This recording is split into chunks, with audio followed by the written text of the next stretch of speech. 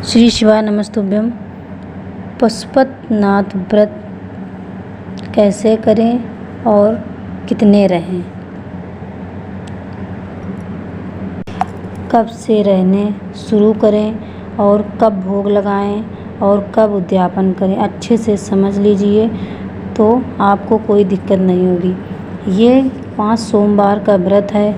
आज अच्छे से आप लोग समझ लोगे तो ये नहीं होगा कि मैंने व्रत किया और मेरा पूरा नहीं हुआ। पशुपतिनाथ व्रत 5 सोमवार का होता है, जिसमें अगर आप बीच में कोई दूसरा व्रत करना चाहें या कोई भी एकादशी प्रदोष कुछ भी आ गया तो आप वो व्रत कर सकते हैं और इस व्रत को आप छोड़ भी सकते हैं। ये दोबारा जब सोमवार आए तो आप इसको प्रारंभ करिए। इसमें ये नहीं होता है कि 2 व्रत एक ही दिन किए जाएं, इसको छोड़ दो और आप दूसरा व्रत कर सकते हो। ये जब दूसरा सोमवार आए तो इसमें आप कर लो व्रत। ये व्रत 5 सोमवार को ही किए जाते हैं। जिस दिन से आप सोचें कि आज से मैं पशुपतिनाथ व्रत रहना प्रारंभ करूंगी, तो उस दिन से सुबह उठकर जल्दी स्नान करके पूजा की एक थाली लगा लो। उस थाली में चंदन, गुलाल, अक्षत, बेलपत्री, जनेऊ, चंदा में तिल और फूल पत्ती जो भी आप रखना चाहते हो आप रखकर और शिव जी के ये मंदिर जाकर ही पूजा होती है। मंदिर जाकर आप पूजन करिए। शिव जी से कहो, हे प्रभु, मेरा आज पहला पशुपतिनाथ व्रत है।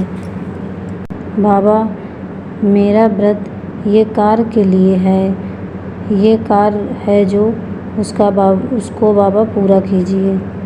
और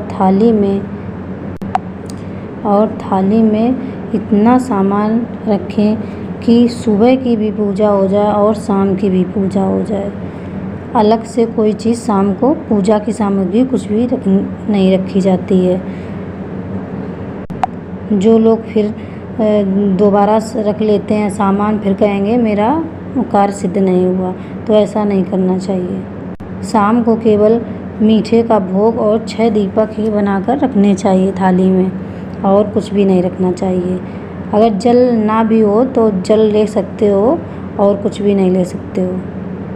और शाम के समय 6 दीपक बनाओ और मीठा जो भी बनाना हो वो मीठा आप बना सकते हो। उसको फिर मंदिर ले जाकर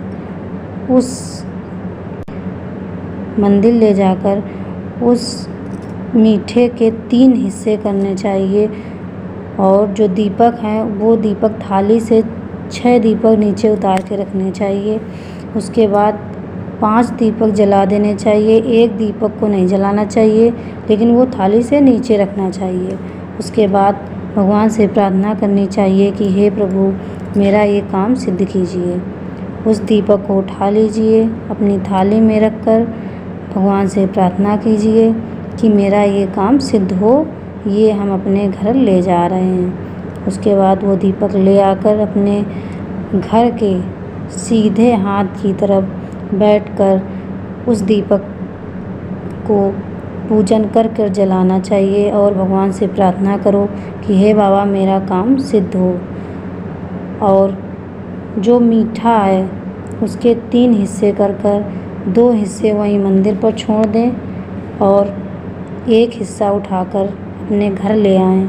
उसके बाद आप जो और कुछ भी खाना चाहते हो तो वो खा सकते हो। उसके बाद मीठा खा लीजिए, वो दोबारा नहीं, उसी के साथ में खा सकते हो।